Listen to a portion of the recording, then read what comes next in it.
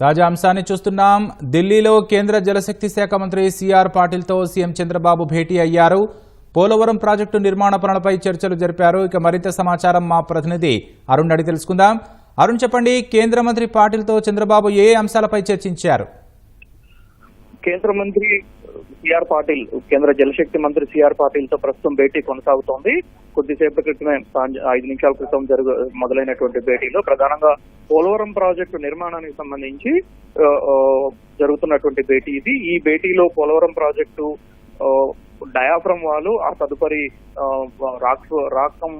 Rockfill dam, దాని కొనసాగింపుగానే upper coffer dam, lower coffer dam సంబంధించినటువంటి నిర్మాణము, వీటితో పాటుగా ఇంకా పూర్తి కావాల్సినటువంటి సహాయ పునరావాస కార్యక్రమాలకు సంబంధించినటువంటి విధి విధానాలు, వీటితో పాటు డయాఫ్రమ్ వాల్ దెబ్బతింటము, తదుపరి కార్యాచరణ, కొత్త డయాఫ్రమ్ వాల్ నిర్మాణం చేపట్టాలని చెప్పి ఇప్పటికే కేంద్రం నిర్ణయించినటువంటి నేపథ్యంలో తదుపరి కార్యాచరణ ఏ విధంగా ఉండాలనేటువంటి విషయాలపై చర్చిస్తున్నట్లుగా తెలుస్తా ఉంది.